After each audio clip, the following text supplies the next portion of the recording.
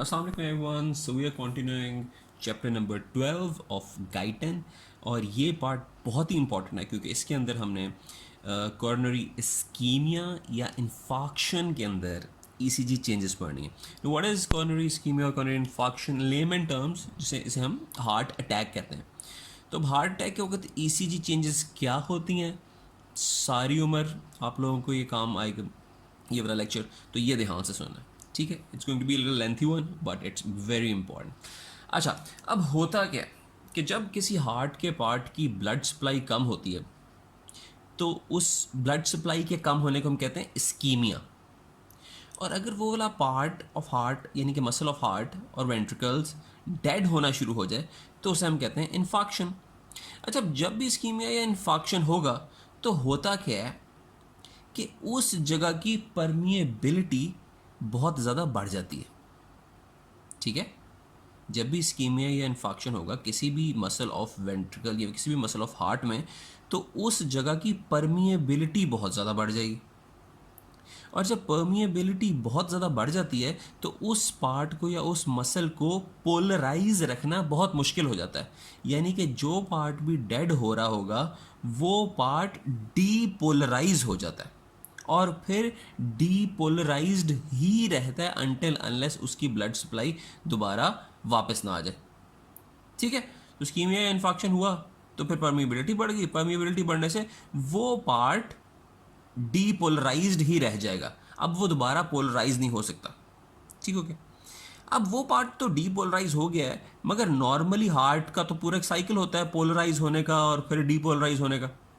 ठीक है, तो अब जिस वक्त बाकी सारा normal, just consider the example of ventricles, ventricle किसी पार्ट में इस्कीमिया, अब वेंट्रिकल का बाकी सारा एरिया तो पोलराइज हो जाएगा अपने साइकिल में. जरूर पता डीपोलराइजेशन आती है, उसके बाद रीपोलराइज. जब रीपोलराइज होगा तो पूरा हार्ट का बाकी वेंट्रिकुलर मसल्स वो सारे पोलराइज हो जाएंगे. अब सिचुएशन ऐसी आ जाएगी कि बाकी सारे नॉर्मल वेंट्रिकुलर मसल्स तो पोलराइज्ड हैं मगर जो टिश्यू जो डेड हो रहा था वो डीपोलराइज्ड है. ठीक हो गया. अब आप लोगों को पता है कि हमेशा करंट मूव करता है डीपोलराइज्ड एरिया से पोलराइज्ड एरिया की तरफ. स्टार्ट में जो हमने कंडक्शन ऑफ नर्व इम्पल्स पढ़ाई थी हार्ट में, एस नोट से एवी नोट पे जाती थी इम्पल्स, फिर एवी नोट से आगे मूव करती थी वेंट्रिकल्स के अंदर. तो एक पार्ट डीपोलराइज होता था, फिर करते करते करते अगला पोलराइज्ड पार्ट की तरफ बढ़ती जाती थी नर्व इम्पल्स. ठीक है, तो जो करंट की डायरेक्शन है वो डीपोलराइज्ड एरिया से पोलराइज्ड एरिया की तरफ रहती है.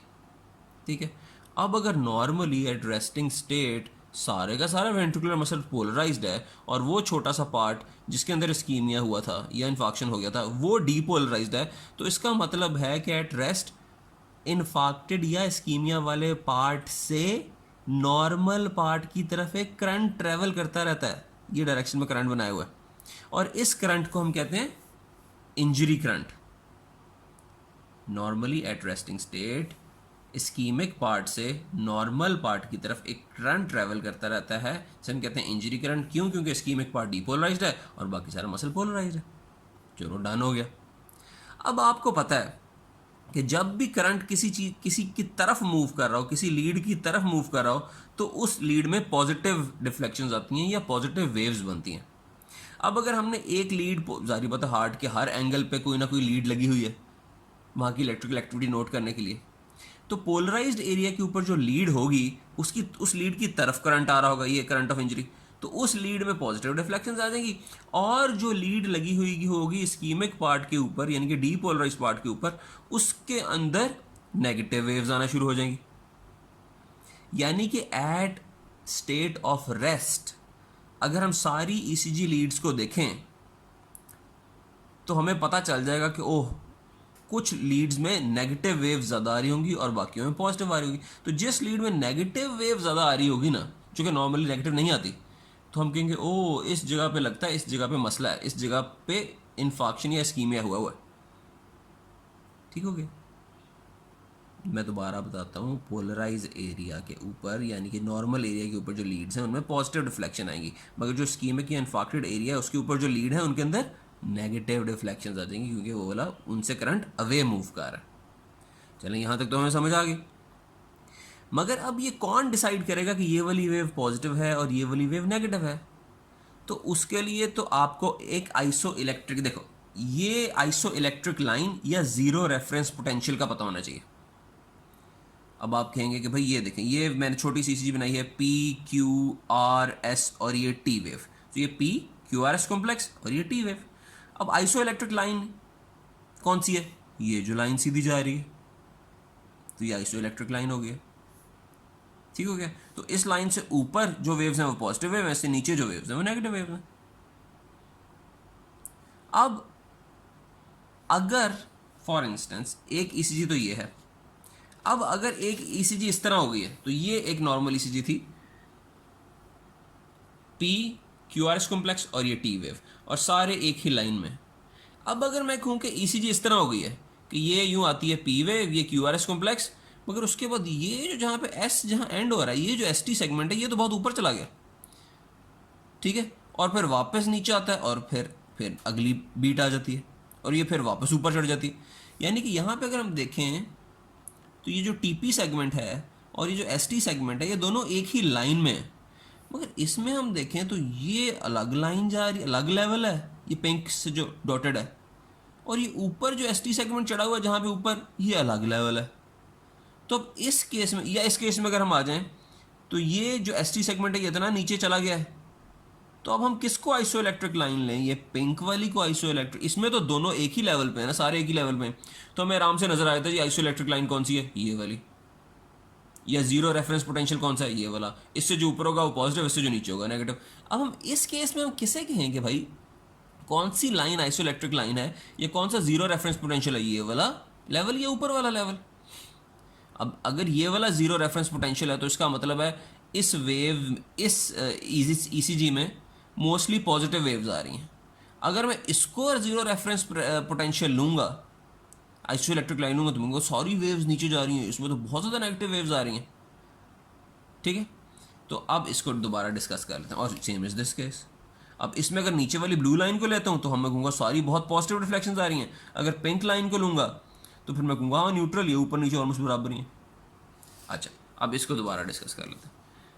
अब ये कौन डिसाइड करेगा कि एग्जैक्टली आइसो इलेक्ट्रिक लाइन कहाँ पे होती है या जीरो रेफरेंस पोटेंशियल कहाँ पे होता है? और जीरो रेफरेंस पोटेंशियल को बेसिकली हम जे पॉइंट से सिग्निफाई करते हैं, और जे पॉइंट क्या है ये भी मैं बता देता हूँ।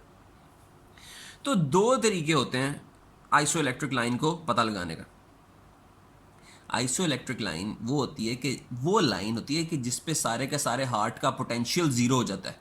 वो लाइन है जिसपे कि हार्ट में कोई करंट ट्रेवल नहीं कर रहा। अब हार्ट में करंट कब ट्रेवल करता है? जब कोई एक एरिया पोलराइज हो और दूसरा एरिया डीपोलराइज हो, तो करंट एक दूसरे के बीच में ट्रेवल, यानी कि कोई दो पोल्स बने हो डिफरेंट, एक तरफ कुछ चार्ज हो, दूसरी तरफ कोई और चार्ज हो, तो फिर करंट एक तरफ से दूसरी तरफ चला जाता है। ठीक है, और करंट जिस वक्त नहीं ट्रेवल कर रहा होगा हार्ट में, तो वो मूवमेंट है जीरो रेफरेंस पोटेंशियल। अब मुझे बताएं कि हार्ट में ऐसे कौन से मूवमेंट्स होते हैं कि जब हार्ट में कोई करंट नहीं ट्रेवल कर रहा होता? दो ऐसे मूवमेंट होते हैं जिस वक्त हार्ट में कोई करंट नहीं ट्रेवल कर रहा होता। एक, when heart is completely polarized, जिस तरह के रेस्टिंग पे होता है, सारा हार्ट ही पोलराइज हुआ हुआ है, ठीक है।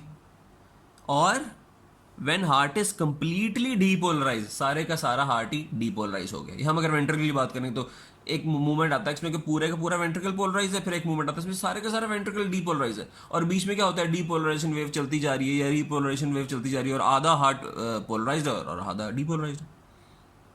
ठीक है, अब मुझे बताएं कि कंप्लीटली हार्ट पोलराइज कब होता है, या वेंट्रिकल्स कंप्लीटली पोलराइज कब होंगे? वेंट्रिकल्स कंप्लीटली पोलराइज होते हैं रीपोलराइजेशन के एंड पे, और रीपोलराइजेशन होती है टी वेव, यानी कि T wave is the repolarisation wave.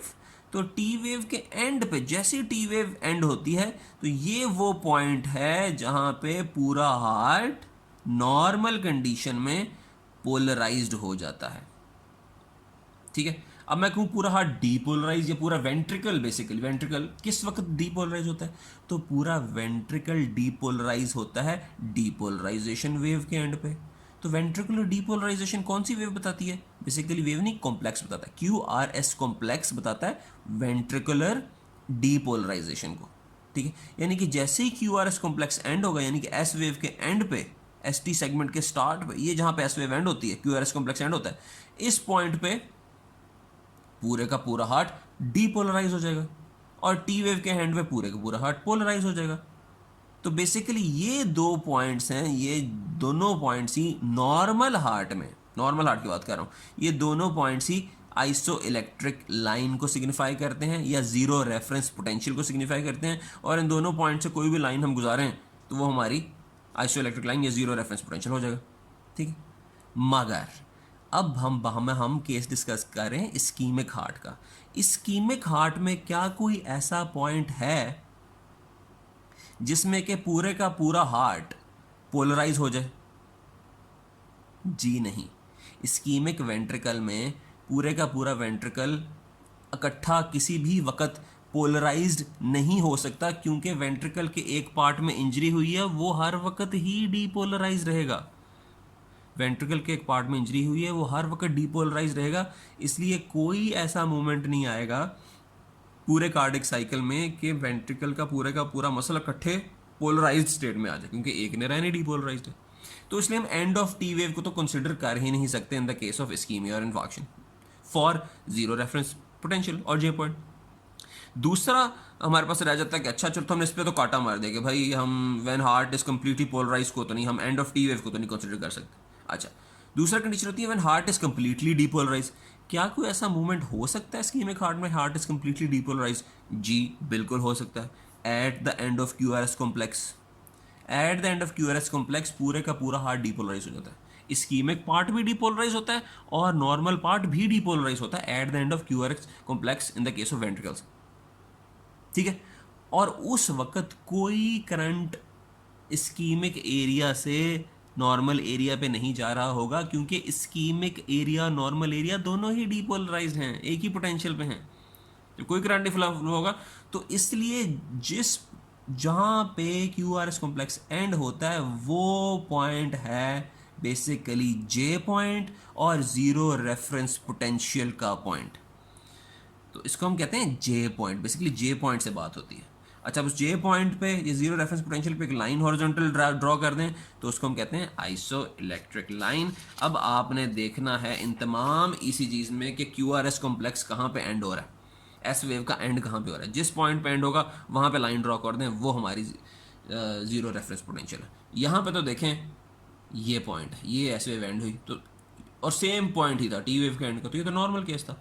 अब ये दोनों इस्कीमिया और इन्फार्क्शन के केसेस हैं।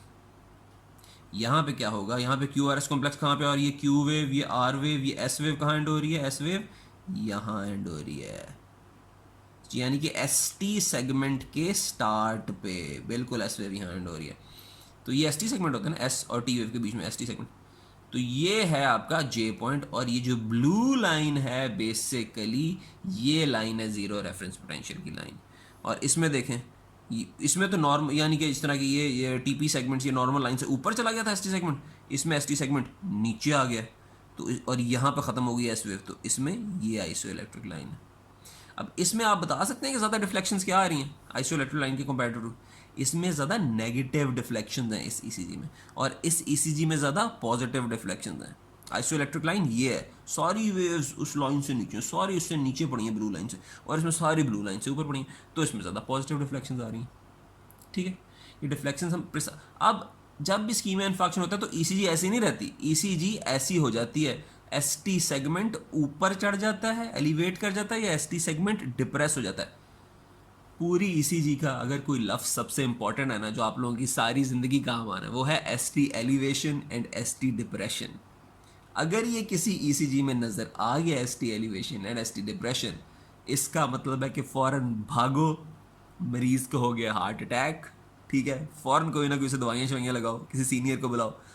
This is extremely important, the most important thing ECG में जो सारी लाइफ काम आएगी वो ये है। ठीक है, तो ST सेगमेंट जो है, जो S और T वेव के बीच में जो लाइन होती है वो एलिवेट कर जाती है या डिप्रेस हो जाती है in the case of ischemia infarction.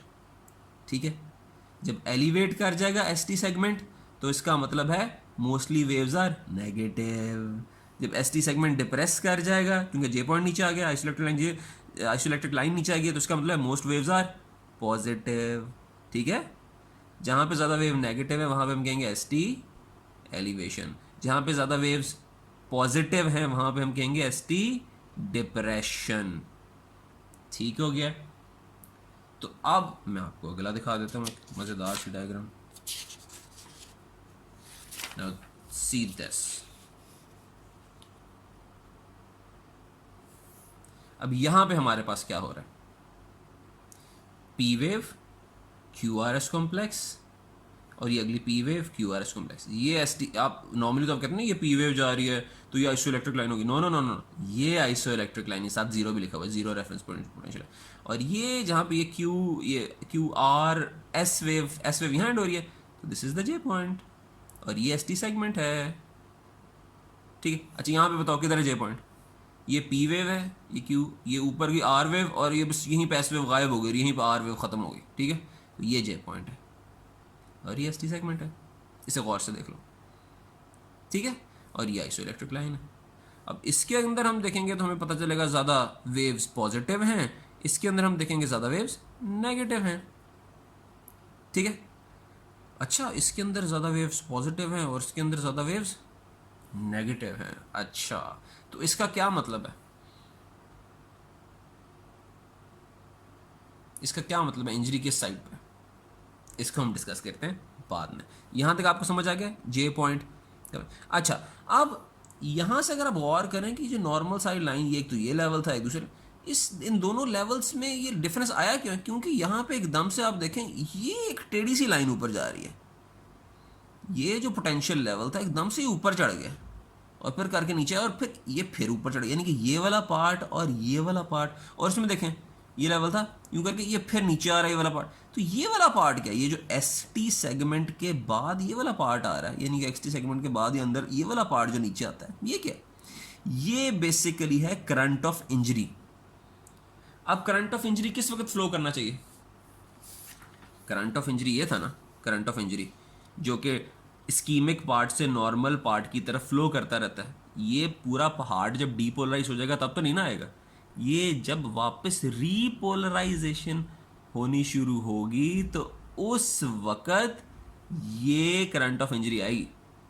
क्योंकि जब रीपोलराइजेशन पर डीपोलराइज सारा पार्ट तो कहीं से फ्रंट करंट फ्लो नहीं कर रहा ना, जब रीपोलराइज होना शुरू करता है वेंट्रिकल तो इस्कीमिक पार्ट ने तो डीपोलराइज ही रहना, जैसे ही बाकी नॉर्मल पार्ट पोलराइज होता जाएगा वैसे वैसे current of injury ischaemic area से नॉर्मल एरिया की तरफ जाता रहेगा। अब रीपोलराइजेशन जैसे ही होगी वैसे ही इंजरी करंट स्टार्ट हो जाएगा। और रीपोलराइजेशन किस वक्त होती है, after Q R S complex, जब टी वेव आती है, क्यू आर एस कॉम्प्लेक्स में टी वेव आनी थी ना, वो रीपोलराइज, तो टी वेव के वक्त यहाँ पे ये देखें इस जगह पे टी वेव आती है तो इस वक्त ये करंट ऑफ इंजरी आ गया, ये करंट ऑफ इंजरी है, ये जो ग्रीन सॉरी ये येलो हाईलाइटेड है, तो ये आपका करंट ऑफ इंजरी है। अब अगर मैं आप लोगों को कहूँ कि ये लीड 1 है, ये लीड 2 है और दोनों में इंजरी करंट आ रहा है, यानी कि कहीं ना कहीं स्कीम में इन्फेक्शन हुआ है। अब मैं अगर आपको कहूँ कि इन दोनों ईसीजी की मदद से आप मुझे करंट ऑफ इंजरी की डायरेक्शन बताएं और मुझे ये बताएं कि एग्जैक्टली किस पार्ट में इस्कीमिया या इन्फेक्शन हुआ है वेंट्रिकल के, तो इसको फाइंड आउट करने के लिए पहले एक पुराना कॉन्सेप्ट डिस्कस करते हैं, वो था मीन इलेक्ट्रिकल एक्सिस का। अब आपको पता था कि मीन इलेक्ट्रिकल एक्सिस की मदद से हम ये पता लगा सकते थे कि उसका इफेक्ट बाकी सारी लीड्स में कितना आता है। अगर मीन इलेक्ट्रिकल एक्सिस इस तरफ है यानी कि इसकी direction towards apex of a heart है, अच्छा जो हार्ट का नीचे वाला पोर्शन होता है ना उसे हम एपेक्स कहते हैं और जो ऊपर वाला पोर्शन होता है उसे हम बेस कहते हैं। यूजुअली बेस तो होती है ना कि नीचे वाला पार्ट बेस है और ऊपर वाली पार्ट एपेक्स है। अब हार्ट ये समझो कि हार्ट एक तरह से उल्टा पड़ा हुआ है, ठीक है, उसकी डायग्राम भी देखा तो नीचे जाके हार्ट पतला हो जाता है, तो नीचे वाला पार्ट एपेक्स ऑफ वेंट्रिकल है, ऊपर वाला पार्ट बेस ऑफ वेंट्रिकल है। ठीक है, अब ये आइसोइलेक्ट्रिक लाइन है, अब ये आइसोइलेक्ट्रिक लाइन, ये वोल्टेज हमारे पास, length of isoelectric line is equal to the voltage. अब इसका इफेक्ट लीड 1 में कितना आएगा और इसका इफेक्ट लीड 2 में कितना आएगा, तो हम वो इस तरह करते थे, इफ यू रिमेंबर, हम इसकी टिप से, जो हमारा मेन इलेक्ट्रिकल एक्सिस था, जिस भी लीड में हमने उस करंट निकालना है, हम वहां पे एक परपेंडिकुलर लाइन ड्रॉ करते थे। यानी कि यहां से एक लाइन ऐसी ड्रॉ करनी है जो कि परपेंडिकुलर टू यहां पे आएगी, जो कि परपेंडिकुलर टू, ये परपेंडिकुलर मीन्स 90 का एंगल, परपेंडिकुलर टू लीड 1 है, ठीक। और यहां से एक ऐसी लाइन ड्रॉ करेंगे जो कि परपेंडिकुलर टू लीड 3 होगी। अब ये परपेंडिकुलर टू लीड 3 तकरीबन बन जाएगा ऐसे, सॉरी,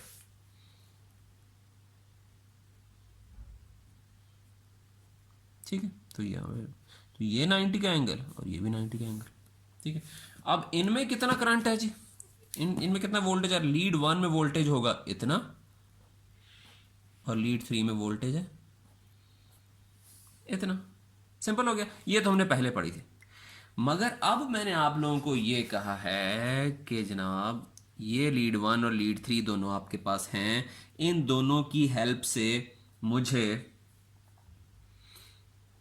करंट ऑफ इंजरी की डायरेक्शन निकाल के बताएं या मीन इलेक्ट्रिकल एक्सिस निकाल के दिखाएं। सारी बात है, मीन इलेक्ट्रिकल एक्सिस भी करंट ऑफ इंजरी की तरफ थोड़ा सा टिल्ट हो जाता है, क्योंकि पूरे टाइम पे, पूरे जो पोलराइज टाइम है उसके, उस पूरे टाइम पे एक करंट डीपोलराइज एरिया से, इंजरी वाले एरिया से नॉर्मल एरिया की तरफ जा ही जा रहा है, तो मीन इलेक्ट्रिकल एक्सिस भी उस तरफ हो जाएगा, ठीक है। तो अब इन दोनों की मदद से हम निकालते हैं करंट ऑफ इंजरी की डायरेक्शन। चलें जी, ये हमारे पास डायग्राम आ गया, ठीक है। इसको हम रख देते हैं। अगर आप यहाँ पे देखें, ये हमारे पास लीड 1 है, ये हमारे पास लीड 3 है, यहाँ मैं लिख देता हूँ लीड 1 है जी ये, और ये हमारे पास है लीड 3। अब लीड 1 में करंट क्या है, पॉजिटिव है नेगेटिव है, ज़्यादा पॉजिटिव डिफ्लेक्शंस आ रही हैं लीड 1 के अंदर, ठीक है।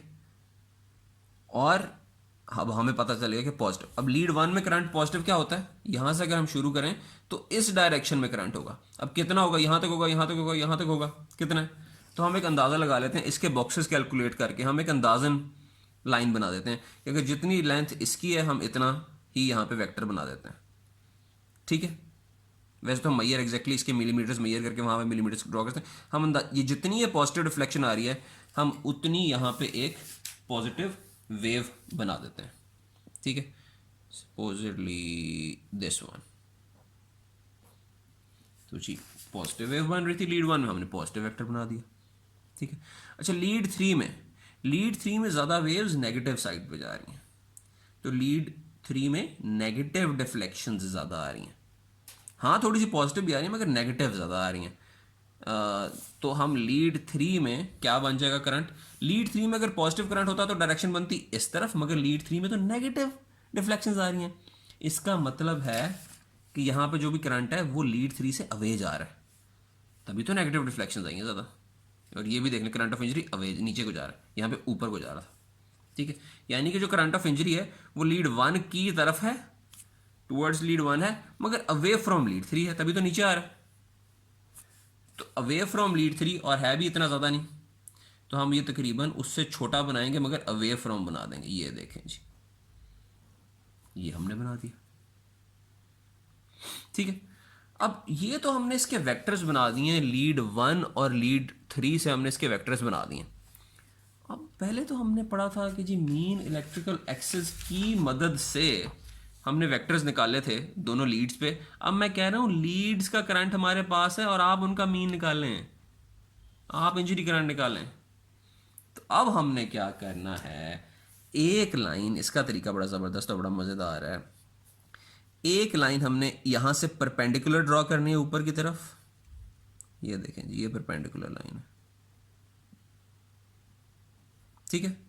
और एक ऐसी लाइन ड्रॉ करनी है जो कि लीड 3 के एक्सिस के परपेंडिकुलर हो। अच्छा जी, लीड 3 के एक्सिस के परपेंडिकुलर यानी कि ये 90 का एंगल बन रहा है, तो उसके 90 के एंगल पे लाइन बनेगी। चलो हम ये सारे नीचे तक बना लेते हैं, ये अच्छा इसके 90 के एंगल पे लाइन बनेगी ऑलमोस्ट ये इस तरह करके, ठीक है। तो ये हम बना लेते हैं यहाँ पे, और ये बन जाएगी इस तरह। ठीक हो गया। अब ये जिस पॉइंट पे ये दोनों लाइंस, परपेंडिकुलर लाइंस इंटरसेक्ट कर रही हैं, तो अब हमने क्या करना है, इस पॉइंट को और इस पॉइंट को, इन्हें हमने आपस में मिला देना है। So this is the mean electrical axis और the injury current in this case. तो ये इंजरी करंट की डायरेक्शन है। ठीक हो गया।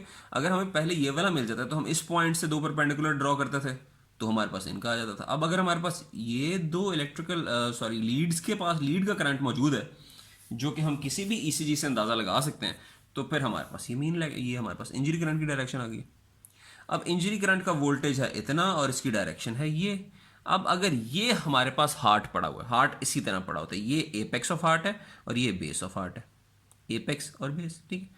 और नॉर्मली ये होता है मीन इलेक्ट्रिकल एक्सिस। अब इंजरी करंट इस डायरेक्शन में पड़ा हुआ है, यानी कि इस तरह है। और हम इसी इंजरी करंट को उठा के हार्ट पे रख दें, वेंट्रिकल पे रख दें, बेसिकली वेंट्रिकुलर हम इस्कीमिया डिस्कस कर रहे थे, इसको यूं ही उठा के हम यहाँ पे रख दें, तो ये कुछ इस तरह का बन जाती है इसकी। तो ये डायरेक्शन बनती है इंजरी करंट की। अब मैंने आपको बताया था कि इंजरी करंट की डायरेक्शन हमेशा कहाँ से कहाँ पे होती है, फ्रॉम एरिया जो कि इस्कीमिया हुआ है टू द नॉर्मल एरिया।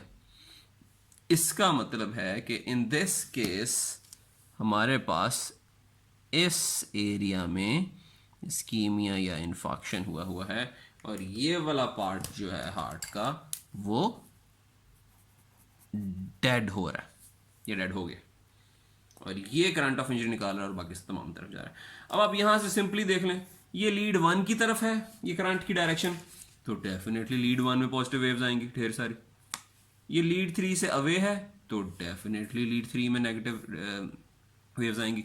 और लीड 2 अगर हम लेते हैं तो फिर उसमें क्या होता, लीड 2 में ऑलमोस्ट न्यूट्रल पॉजिटिव नेगेटिव बराबर आ जाती। ठीक है। अब दूसरा पॉइंट ये है, अगर आप गौर करें कि ये तो हमने इंजरी करंट की डायरेक्शन के हिसाब से कर दिया। अगर हम इसी पॉइंट को एसटी सेगमेंट एलिवेशन और एसटी सेगमेंट डिप्रेशन के हिसाब से देख लें, तो बताओ एसटी सेगमेंट एलिवेशन किस में आनी चाहिए और एसटी सेगमेंट डिप्रेशन किस में आनी चाहिए। जिसमें आइसो इलेक्ट्रिक लाइन नीचे चली जाती है, as in this case lead 1, positive waves जहां पे ज्यादा आएंगी, इसका मतलब है वहां पे आइसो इलेक्ट्रिक लाइन नीचे गई हुई है, ठीक है, और बाकी वेव्स उसके रिलेटिवली ऊपर है। इसका मतलब है एसटी डिप्रेशन उसके अंदर है। सो जो leads away from the ischemic part है ना, ये opposite to the ischemic parts हैं, उनमें एसटी डिप्रेशन आएगी। ये लीड 1 में एसटी डिप्रेशन आएगी, और जबकि लीड 3 में एसटी, ये देखें ये नीचे नॉर्मल था, और ये देखें ये अगर ये आपका टीपी सेगमेंट है, ये पी वेव है, और एसटी सेगमेंट तो उसके सामने आना चाहिए था ना, ये एसटी सेगमेंट इतना ऊपर चढ़ गया, तो ये एसटी एलिवेशन है। तो इस्कीमिक पार्ट के ऊपर जो लीड होती है, यहाँ पे इस्कीमिक पार्ट के ऊपर कौन सी लीड है, लीड 3 है, इसी डायरेक्शन में होती है ना। इस्कीमिक पार्ट के ऊपर जो लीड होती है उसके अंदर आती है एसटी एलिवेशन। अब ये तो था सारा फिजियोलॉजिकल मैकेनिज्म इसका। सिंपली अगर एक जुमले में कहूँ, एक लफ्ज में कहूँ, आपने क्या नोट करना है इस्कीमिया और इन्फॉक्शन के केस में। इन्फॉक्शन जब भी होता है मसल में, तो आपने सिंपल देखना है किस लीड में एसटी एलिवेशन आ रही है, बात खत्म। जिस लीड में एसटी एलिवेशन आ रही है, आप उस लीड के साथ जो हार्ट का पार्ट पड़ा है उसके अंदर इन्फॉक्शन हो रहा है। यहां पे लीड 3 में एसटी एलिवेशन आ रही है, इसका मतलब है infarction right side of heart, और base right side to base, या राइट भी बनती है थोड़ी सी, सॉरी बेस नहीं, यानी कि लोअर पार्ट ऑफ वेंट्रिकल्स, वहां पे आपका इन्फॉक्शन हो रहा है। ठीक है। तो अब हम अगर इन्हीं पॉइंट्स को समराइज करें तो वो पॉइंट्स कुछ यूं हो जाते हैं।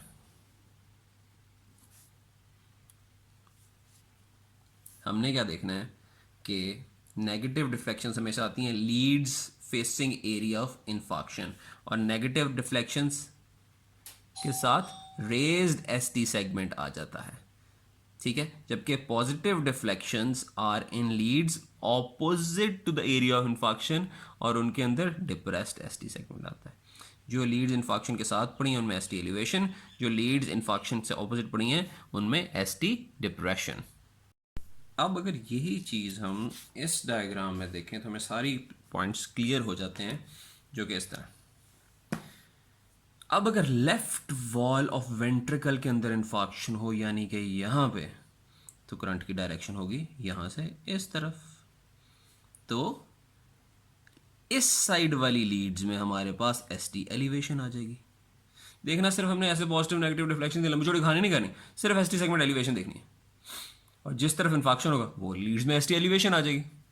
तो सिंपली यहाँ पे लेफ्ट वॉल इन्फॉक्शन में लीड, इस साइड पे जो लीड्स हैं उन पे एसटी एलिवेशन आ जाएगी। इस साइड पे कौन सी लीड्स होती हैं? नंबर 1 इस साइड पे लीड 1 होती है, और यहाँ हार्ट के ऊपर यहाँ पे साइड पे V5 और V6 होती हैं, ऊपर वाली साइड पे।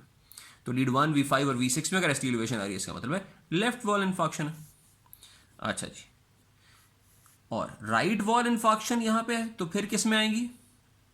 राइट साइड पे कौन सी लीड्स हैं?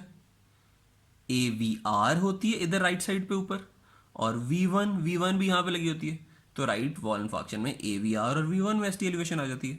ठीक है। अच्छा, अगर इंफीरियर वॉल इन्फॉक्शन है, इंफीरियर वॉल इन्फॉक्शन, तो फिर करंट की डायरेक्शन ऊपर मान जाएगी। अब इंफीरियर कौन सी लीड्स होती हैं हमारे पास? इंफीरियर लीड्स कौन सी हैं? ये लीड 3 यहाँ पे आ जाती है, लीड 2 यहाँ पे आ जाती है, और AVF आ जाती है। तो ये बहुत कॉमन पूछा जाता है कि 2, 3 और AVF, लीड 2, 3 AVF में एसटी एलिवेशन है, तो इसका क्या मतलब है? तो भाई इसका मतलब है कि इंफीरियर वॉल इन्फॉक्शन है। ठीक है। अच्छा, अब अगर सेप्टल इन्फॉक्शन हो जाए, ये जो सेप्टम जा रहा है वेंट्रिकल का, इंटरवेंट्रिकुलर सेप्टम इन्फॉक्शन हो जाए, तो सेप्टम के ऊपर कौन सी लीड्स होती हैं? Lead V2, V3 and V4। तो लीड V2, V3 और V4 में अगर एसटी एलिवेशन होगी तो this means it is septal infarction. अच्छा, अब ये तो बड़ी, आप देखें हाईलाइटेड मैंने बताई, और ये मैंने डॉटेड से बना दिए हैं 2। ये क्या मतलब है डॉटेड सा और येलो सा? ये है मतलब कि पोस्टीरियर वॉल इन्फॉक्शन। ये तो आगे वाली वॉल, इंटीरियर वॉल की सारी बातें थी ना अभी तक। ये 2 केसेस हैं पोस्टीरियर वॉल इन्फॉक्शन। अब अगर हार्ट की पिछली साइड पोस्टीरियर वॉल के अंदर इन्फॉक्शन होगा, तो फिर कौन सी लीड में हमें एसटी एलिवेशन नजर आने चाहिए? आप कहेंगे जी पीछे वाली लीड पे। तो अब पीछे बैक पे या कमर पे तो कोई लीड नहीं लगी होती ना। तो इसमें हम क्या करते हैं, हम इसके ऊपर वाली लीड्स में एसटी डिप्रेशन नोट करते हैं। अब इस एरिया के पोस्टीरियर वॉल है, उसके ऊपर इंटीरियर वॉल है, उसके ऊपर चेस्ट वॉल है, और चेस्ट पे कौन सी लीड लगी हुई है? इसके बिल्कुल ऊपर V2। तो अगर V2 के, अब हम तो V2 पे ही नोट कर सकते हैं ना। अब आपको पता है कि जिस लीड की तरफ करंट आता है वहां पे पॉजिटिव डिफ्लेक्शन होती है, और पॉजिटिव डिफ्लेक्शन के साथ एसटी डिप्रेशन हो जाता है। जिस तरह मैंने पीछे बताया था, एसटी डिप्रेशन हो जाता है। तो अगर V2 में एसटी डिप्रेशन है, इसका मतलब है कि करंट V2 की ऑपोजिट साइड से V2 की तरफ आ रहा है। अच्छा, तो आपको ये तो लगता है पीछे पोस्टीरियर वॉल से करंट V2 की तरफ आ रहा है, जिसने एसटी डिप्रेशन कर दिया V2 के अंदर। तो इसका मतलब है पोस्टीरियर वॉल इन्फॉक्शन। अब एक और केस है, ये इंटरेस्टिंग केस है, गाइटन में इसकी डायग्राम भी डिटेल में दी हुई है। अगर हम देखते हैं कि लीड V2 के अंदर एसटी डिप्रेशन है, तो आपको पता था, ये इसके नीचे वाला छोड़ दो, कि लीड V2 के अंदर एसटी डिप्रेशन है तो पोस्टीरियर वॉल इन्फॉक्शन है। मगर साथ ही आप कहते हैं चलो पोस्टीरियर वॉल इन्फॉक्शन है, ठीक है, मगर साथ ही आप देखते हैं कि लीड 3 और लीड 2 के अंदर एसटी एलिवेशन है। ये क्या बात हुई? V2 के अंदर एसटी डिप्रेशन है और लीड 2 और 3 के अंदर एसटी एलिवेशन है। तो चलो V2 में डिप्रेशन हो तो इसका मतलब है पोस्टीरियर वॉल का कोई मसला है, मान लिया हमने, तो हमने नोट डाउन कर लिया कि पोस्टीरियर वॉल का मसला है। मगर साथ ही हम कहते हैं कि लीड 2 और लीड 3 में एसटी एलिवेशन है। एसटी एलिवेशन का मतलब है कि करंट की डायरेक्शन लीड 2 और 3 से अवे है। जिस तरह यहाँ पे एसटी एलिवेशन आई थी, यहाँ पे आई थी जिस तरह, तो करंट की डायरेक्शन अवे है, यानी कि करंट की डायरेक्शन ऊपर की तरफ को जा रही है। तो हम कह सकते हैं कि पोस्टीरियर वॉल में मसला है, और पोस्टीरियर वॉल के सबसे निचले पार्ट में मसला है, पोस्टीरियर वॉल की एपिकल साइड में मसला है, जिसकी वजह से V2 में एसटी डिप्रेशन आया और लीड 2 और 3 में एसटी एलिवेशन आ गई है, ठीक है। सो इसको हम कहेंगे पोस्टीरियर वॉल एपिकल इन्फॉक्शन, है पोस्टीरियर वॉल ही मगर थोड़ा सा एपेक्स की साइड। यही सारे एक सिनेरियोज हैं जो सारी लाइफ में इन्फॉक्शन में आप लोगों को काम आएंगे। अब जाहिर बात है अगर इस साइड पे इन्फॉक्शन है तो जो ब्लड वेसल इस एरिया को सप्लाई कर रही है हम उस ब्लड वेसल को खोलेंगे ना। अगर इस साइड पे इन्फॉक्शन है तो इसकी ब्लड वेसल को खोलेंगे, अगर नीचे इन्फॉक्शन है तो नीचे की ब्लड वेसल को खोलेंगे, या कोई और ट्रीटमेंट करेंगे वक्ती तौर पे, ठीक है। वो डिटेल में आप लोग बाद में पढ़ोगे सारा। तो ये बहुत ही इंपॉर्टेंट पॉइंट्स हैं जो कि सारी लाइफ लॉन्ग काम आएंगे। अब आगे जाके हम देख लेते हैं कि गाइटन में जो सारी डायग्राम्स दी हुई हैं रिलेटेड टू दिस ईसीजी, उनकी क्या एक्सप्लेनेशन है और क्या हम उसे समझेंगे। सारा कॉन्सेप्ट मोर और लेस आप लोगों को अभी तक समझा दिया गया। अच्छा, गाइडन में ये डायग्राम दी गई है।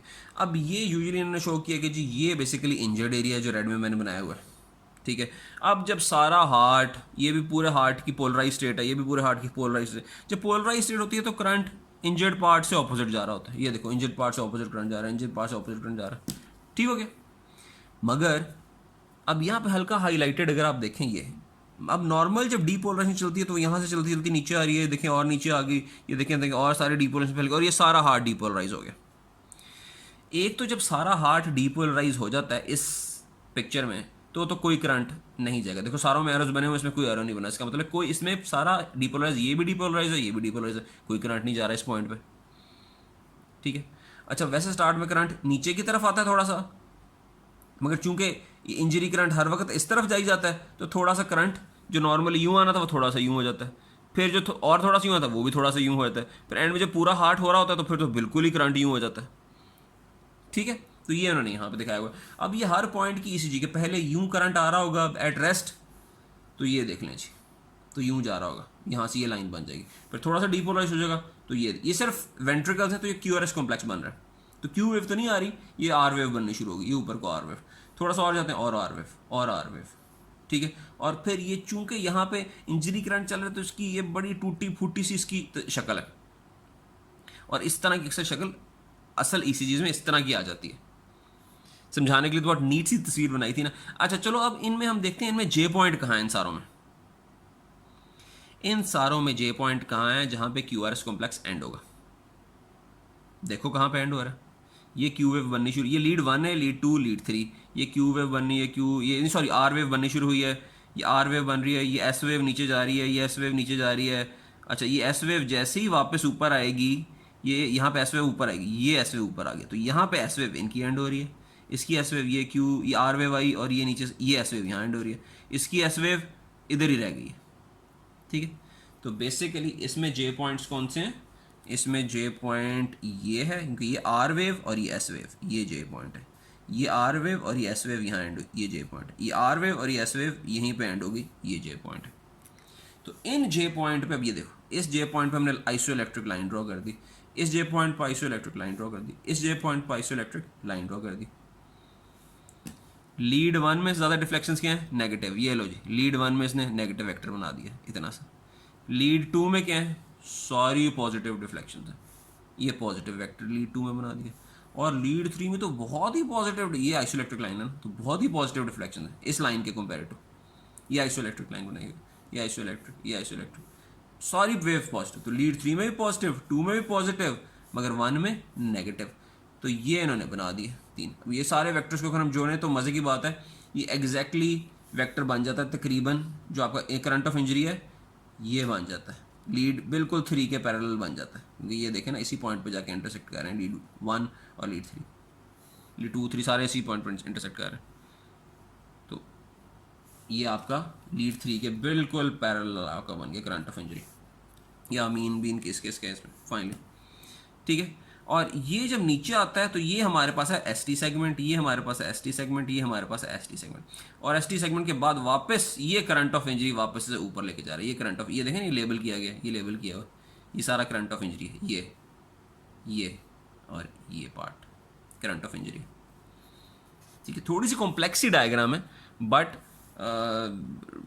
रियलिटी में ऐसी होती है, ठीक है। मगर अब सिंपली ये तो सारा फिजियोलॉजिकल कॉन्सेप्ट था। अगर मैं सिंपली इन डायग्राम से देख के कहूँ कि यार एक पॉइंट नोट करना है और वो है एस टी सेगमेंट डिप्रेशन कहाँ है, एस टी सेगमेंट एलिवेशन कहाँ है, तो इसमें एस टी एलिवेशन कहाँ पे, जस्ट सी,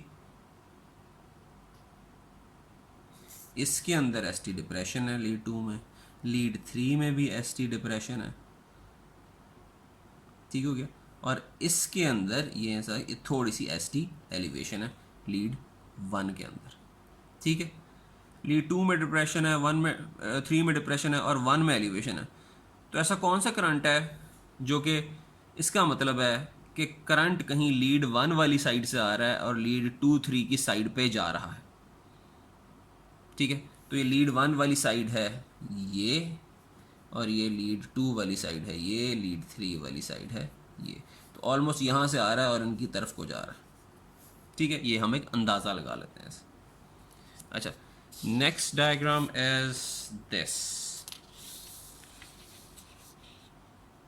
अच्छा, ये क्या है जी, आपने गौर करना है, इसको छोड़ो, आपने इस पे गौर करना है, सिर्फ काम की ये चीज़ है इसमें, इस डायग्राम में। ये लीड V2 है और इसमें ST सेगमेंट कहाँ पे पहुंचा हुआ है, सुवियर ST, ये P वेव थी, ये QRS कॉम्प्लेक्स है और ये S वेव यहाँ एंड हो रही है, ये J पॉइंट, और ये ST सेगमेंट है, ये ST सेगमेंट, ST सेगमेंट की सुवियर एलिवेशन है V2 में ST सेगमेंट की एलिवेशन है। इसका मतलब है कि बताओ V2 में अगर ST सेगमेंट की एलिवेशन हो तो उसका क्या मतलब है, इसका मतलब है V2 के नीचे जो हार्ट का पार्ट पड़ा है उसमें इन्फाक्शन है, और V2 के नीचे कौन सा पार्ट पड़ा होता है हार्ट का, इंटीरियर वॉल। तो this is acute interior wall infarction. V2 में ST सेगमेंट एलिवेशन का मतलब है एक्यूट इंटीरियर वॉल इन्फाक्शन।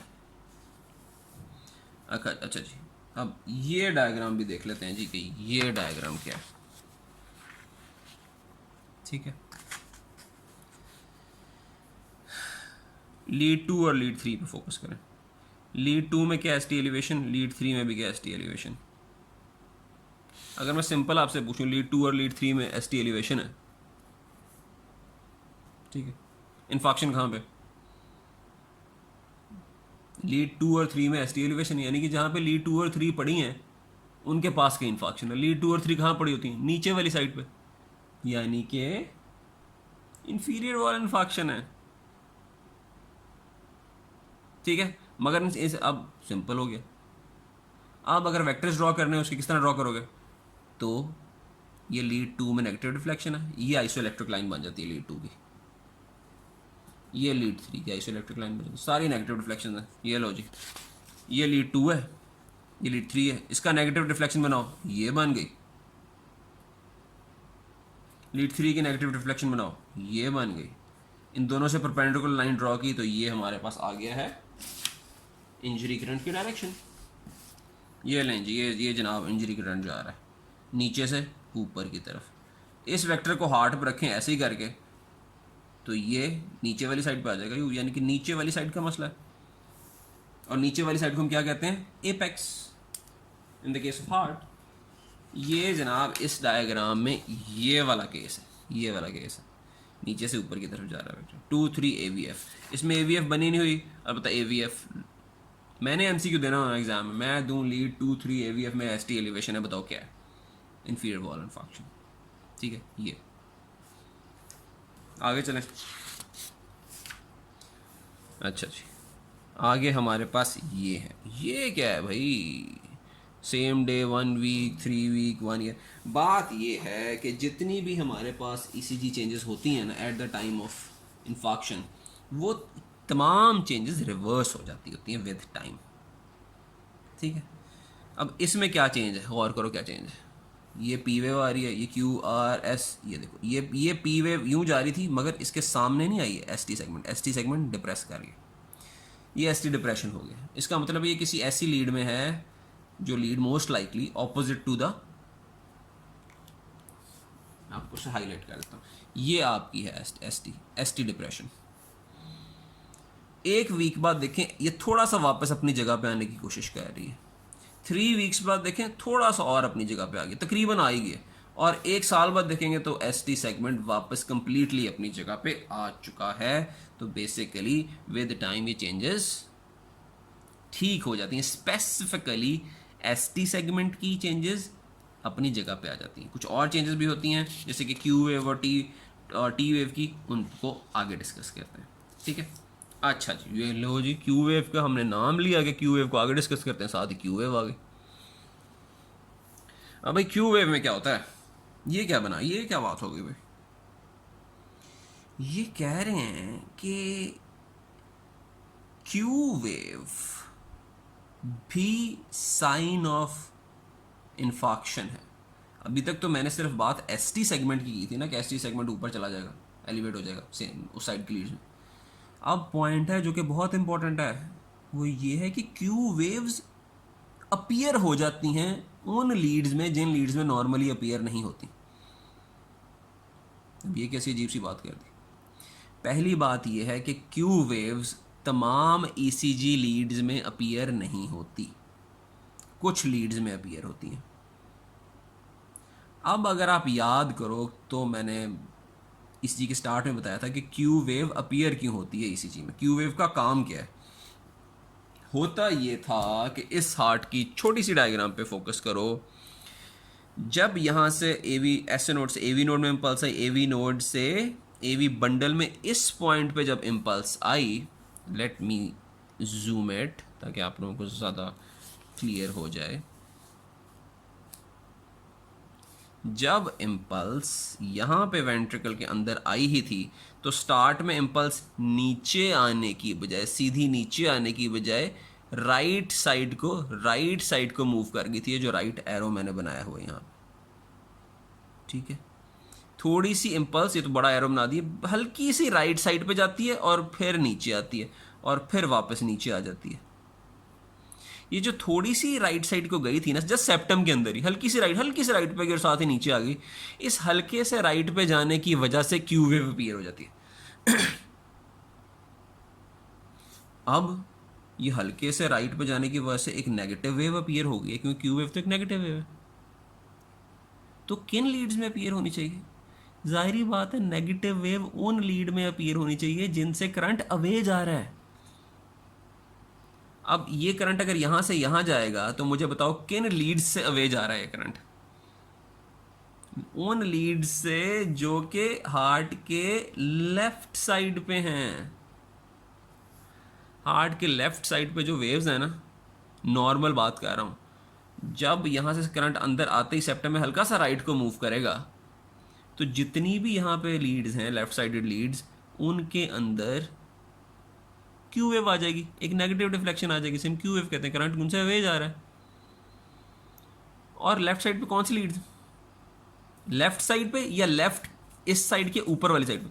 तो लेफ्ट साइड पे लीड्स हैं जनाब हमारे पास। ये लीड 1 भी लेफ्ट पे होती है, AVL भी लेफ्ट पे होती है, V4, V5 और V6 भी लेफ्ट पे होती हैं। सारी बातें V4, V5, 6 थोड़ा सा ऊपर की साइड पे लगी होती है, मगर ऊपर भी मोर टूवर्ड्स लेटरली लगी होती है ना। तो 1 AVL, V4, V5, 6 में इनमें नॉर्मली क्यू वेव आती है, ठीक है। अब अगर मैं कह दूं कि यहाँ पे आपकी लीड 1 है और यहाँ पे आपकी लीड 3 है, तो अब बताओ, लीड 1 में तो नॉर्मली क्यू वेव आ रही है, लीड 3 में क्या नॉर्मली क्यू वेव आ रही? लीड 3 में नॉर्मली कोई क्यू वेव नहीं आती, और लीड 1 में नॉर्मली क्यू वेव आती है, ठीक है। अब अगर लीड 3 में क्यू वेव आना शुरू हो जाए तो आप तो कहोगे यार ये तो कोई एबनॉर्मेलिटी है। लीड 3 में क्यू वेव किस वक्त आएगी? सोचो यहां पे क्या हो तो लीड 3 में क्यू वेव, अगर करंट यहां पे आते ही लेफ्ट साइड को मूव कर जाता, यूं मूव कर जाता और फिर नीचे आता, तो लीड 3 में क्यू वेव आ जानी चाहिए थी, क्योंकि स्टार्ट में उससे अवे जा रहा है करंट। तो ये this is a pathological case. और ये कब होता है? ये केस है जनाब ये वाला, लीड 3 के अंदर क्यू वेव आ गई है। लीड 3 के अंदर क्यू वेव नहीं आती, लीड 3 के अंदर क्यू वेव आ गई है। ये कब आती है? जब आपके पास पोस्टीरियर इन्फाक्शन होता है, पोस्टीरियर वॉल इन्फाक्शन होता है, उसके ठीक 1 साल के बाद लीड 3 के अंदर क्यू वेव आ जाती है। यानी अगर आप एक ईसीजी देखते हैं एक बंदे की जो कि बिल्कुल ठीक ठाक है, और आप देखते हैं इसकी लीड 3 में क्यू वेव आ रही है, लीड 3 में तो क्यू वेव आती नहीं, तो आपको पता चल जाएगा कि कोई 1-1.5 साल पहले ना इस बंदे की इसको पोस्टीरियर वॉल एमआई हुआ था इस बंदे को। अब जो हशाश वशाश फेरे से पोस्टीरियर वॉल का इन्फाक्शन हुआ था, ठीक है। और पोस्टीरियर वॉल इन्फाक्शन में स्लाइटली करंट उस तरफ को जाता है, फिर इधर आता है। क्यों? That is a different and difficult concept, but फिलहाल सिंपली ये याद रख लो कि लीड 3 में क्यू ए वाई, तो इसका मतलब है पोस्टीरियर वॉल इन्फाक्शन 1 साल पहले हुआ था। अच्छा, अब एक और पॉइंट। अच्छा, वो पॉइंट ये है कि ये तो लीड 3 की बात हमने कर दी है।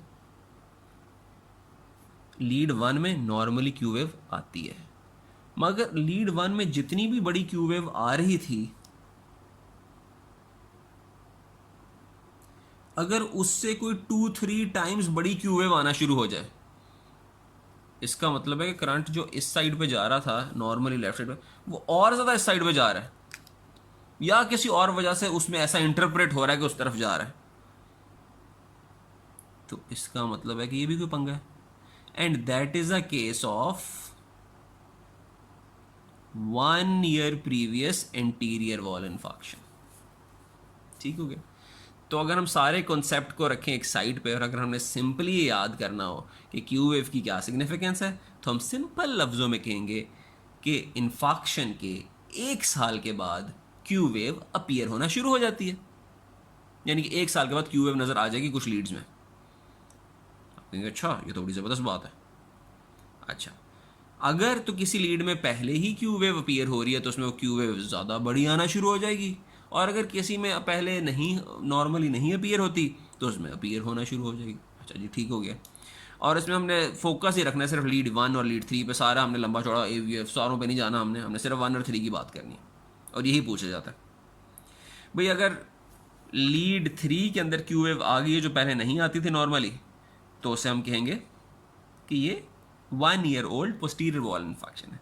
अगर लीड 1 में क्यू वेव आ रही है और 3 में नहीं आ रही, और 1 में जो क्यू वेव आ रही है वो पहले से बहुत बड़ी आ रही है, इसका मतलब है ये 1 year old interior wall infection है।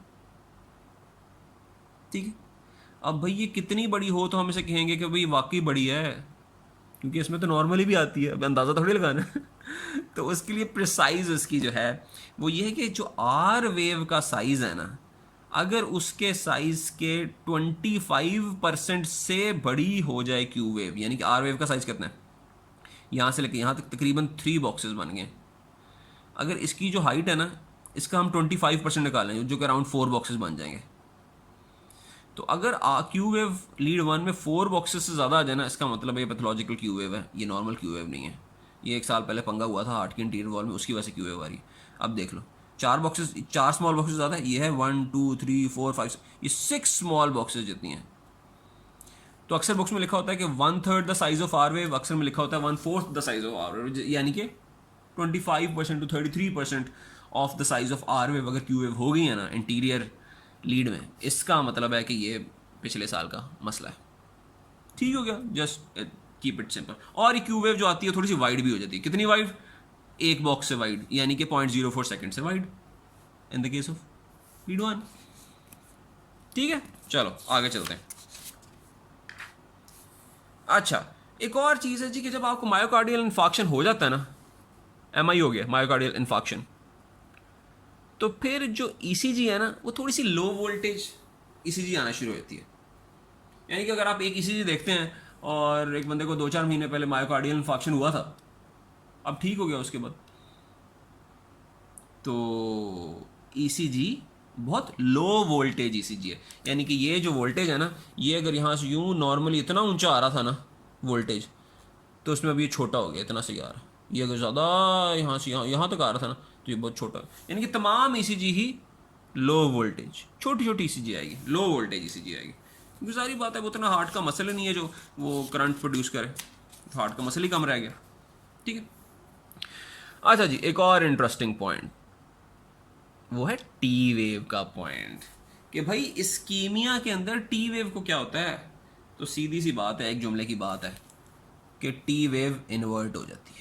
नॉर्मली जो टी वेव पॉजिटिव डिफ्लेक्शन आती थी ना, वो टी वेव नेगेटिव डिफ्लेक्शन देनी शुरू कर देती है in the case of ischemia. अब आप कहेंगे कि भाई इस्कीमिया के अंदर ऐसा क्या हो गया है कि टी वेव पॉजिटिव डिफ्लेक्शन से नेगेटिव डिफ्लेक्शन देने लग गई है, ठीक है। तो इसके लिए आपको कॉन्सेप्ट याद होना चाहिए कि नॉर्मली टी वेव पॉजिटिव क्यों आती है। अगर आपको वो ही पता है ना कि नॉर्मली टी वेव पॉजिटिव क्यों आती है, तो उस कॉन्सेप्ट को रिवर्स कर दें तो टी वेव नेगेटिव आनी शुरू हो जाएगी। अच्छा जी, नॉर्मली टी वेव क्यों पॉजिटिव आती है भाई?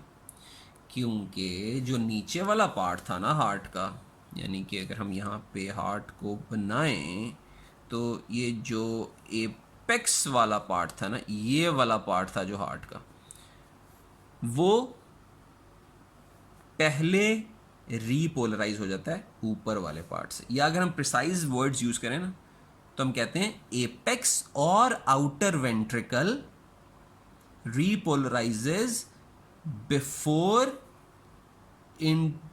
Interventricular surface. अंदर वाली और इंटरवेंट्रिकुलर सरफेस वाली साइड है ना, उससे एपेक्स वाली साइड जल्दी रीपोलराइज हो जाती है, जिस वजह से पॉजिटिव वेव आए थे, ठीक है। पहले भी 4-5 दफा कॉन्सेप्ट डिस्कस हो चुका है। अब होता क्या है कि अगर एपेक्स वाला पार्ट इससे पहले रीपोलराइज ना हो और ये ऊपर वाला पार्ट ही पहले रीपोलराइज हो किसी भी वजह से एपेक्स वाले पार्ट से, तो टी वेव इन्वर्ट कर जाएगी। अच्छा जी, ठीक हो गया। अब तो इसका इस्कीमिया से क्या ताल्लुक है और इसका और किसी चीज़ से भी ताल्लुक है? तो दो कंडीशंस होती हैं जिनके अंदर टी वेव इन्वर्ट हो जाती है। एक बंडल ब्रांच ब्लॉक है और एक माइल्ड इस्कीमिया।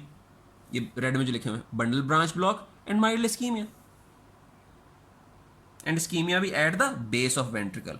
अगर इस पार्ट में इस्कीमिया हो जाए तो टी वेव इन्वर्ट होगी। अच्छा, अभी बंडल ब्रांच ब्लॉक में टी वेव क्यों इन्वर्ट हो जाएगी, इससे इसका क्या ताल्लुक है? एक्चुअली जब बंडल ब्रांच ब्लॉक होता है ना, ये यहाँ से इम्पल्स जा रही होती है, फिर यहाँ पे इम्पल्स जा रही है। अगर मैं इसको ब्लॉक कर दूँ, ठीक है, अगर मैं इसको ब्लॉक कर दूँ तो होगा क्या कि इम्पल्स यहाँ से जो यहाँ तक जानी है ना, वो इम्पल्स बहुत स्लोली यहाँ तक पहुँचेगी। और जब इम्पल्स यहाँ पे स्लोली पहुँचेगी तो ये डीपोलराइज ही लेट होगा। और जब डीपोलराइज लेट होगा तो सारी बात है रीपोलराइज भी अपने टाइम से लेट होगा। और जब तक ये रीपोलराइज होगा तब तक ऊपर वाला पार्ट रीपोलराइज हो चुका होगा। तो इसलिए बंडल ब्रांच ब्लॉक में ऊपर वाला पार्ट पहले रीपोलराइज हो जाता है, क्योंकि नीचे वाला तो तक तो इम्पल्स ही नहीं पहुंची थी। डीपोलराइज होगा तो रीपोलराइज होगा ना, ठीक है। अच्छा, अब माइल्ड इस्कीमिया में क्या होता है? ये बड़ी जी एक नई सी बात हो गई है। माइल्ड इस्कीमिया, ज़्यादा इस्कीमिया नहीं, माइल्ड इस्कीमिया। माइल्ड इस्कीमिया में क्या होता है कि जो डीपोलराइजेशन होती है ना, वो शॉर्ट हो जाती है, यानी कि वो जल्दी से होकर भाग जाती है डीपोलराइजेशन। तो यानी कि ये वाला पार्ट बहुत ही जल्दी से डीपोलराइज हो जाएगा और इसका रीपोलराइजेशन का टाइम भी जल्दी आ जाएगा। अगर डीपोलराइजेशन ही शॉर्ट हो गई है, शॉर्ट डीपोलराइजेशन, जल्दी से क्विक सी डीपोलराइजेशन, तो जैसे डीपोलराइजेशन शॉर्ट हो गई है तो फिर रीपोलराइजेशन भी जल्दी हो जाएगी इस पार्ट की। तो इसलिए इस पार्ट का अगर माइल्ड इस्कीमिया हो तो इसकी डीपोलराइजेशन ही शॉर्ट हो जाती है, इस वजह से इसकी रीपोलराइजेशन जल्दी होती है, और इतनी जल्दी होती है कि इससे के नीचे वाले पार्ट से पहले हो जाती है। इन दैट केस भी टी वेव इन्वर्ट कर जाएगी, ठीक है। तो ये टी वेव के जो इन्वर्जन के पॉइंट्स हैं ना, ये भी बड़े इंपॉर्टेंट हैं, ये भी अक्सर पूछ लेते हैं। अच्छा जी, नेक्स्ट हमारे पास क्या है? नेक्स्ट हमारे पास है जी बाईफेजिक टी वेव्स। ये एमसीक्यूज में पूछते हैं। बाईफेजिक, ये देखिए टी वेव ऊपर जाती थी, ये ऊपर जाती है, फिर ये नीचे भी आ जाती है, इस तरह ये ऊपर जाती है फिर नीचे भी आ जाती है, इसे हम कहते हैं बाईफेजिक। Biphasic T wave. अच्छा जी, बाईफेजिक टी वेव कब आती है? जब हम एक ड्रग लेते हैं जिसका नाम है डिजिटेलिस, और डिजिटेलिस ड्रग अगर ज़्यादा चली जाए तो ये बाईफेजिक टी वेव आ जाती है। आप कहेंगे भाई कि ये डिजिटेलिस ड्रग कौन सी बला है, ये कहाँ से आ गई है? तो डिजिटेलिस ड्रग क्या है? डिजिटेलिस ड्रग वो ड्रग है जो कि कार्डिक कॉन्ट्रैक्शन को बड़ा मजबूत कर देती है, उसकी स्ट्रेंथ बढ़ा देती है, बड़ी ज़ोर से कार्डिक कॉन्ट्रैक्शन कराती है, ठीक है। और सारी बात है, जब कार्डिक कॉन्ट्रैक्शन करा रही है, कॉन्ट्रैक्शन का काम डीपोलराइजेशन से है, तो अक्सर वो ज़्यादा हो जाए तो वो रीपोलराइजेशन में पंगा कर देती है ये डिजिटेलिस, ठीक है। तो अगर डिजिटेलिस की टॉक्सिसिटी हो जाए, यानी कि डिजिटेलिस ज़्यादा हो जाए, तो कार्डिक रीपोलराइजेशन में पंगा हो जाता है, जिसकी वजह से ये बाईफेजिक टी वेव, ये ऐसी टी वेव ऐसी लहरें बनाने लग जाती है, ठीक है। तो ये डिजिटेलिस टॉक्सिसिटी है। अच्छा जी, काम की बात करते हैं। अगर आप लोगों में सवाल आ जाए या कोई पूछे कि ईसीजी चेंजेस इन इस्कीमिया कौन सी हैं, मुझे 3 मोटी मोटी चेंजेस बताएं, तो आपने कहना जी नंबर 1, एसटी सेगमेंट डेविएशन हो जाती है। एलिवेट भी कर सकता है, डिप्रेस भी कर सकता है, ठीक है।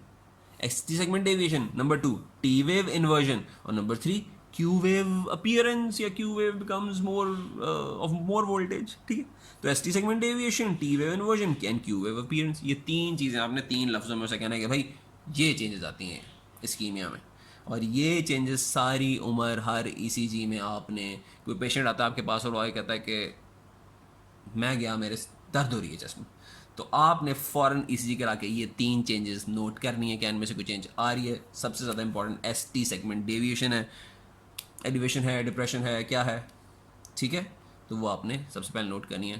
And this is at, we ended ischemia.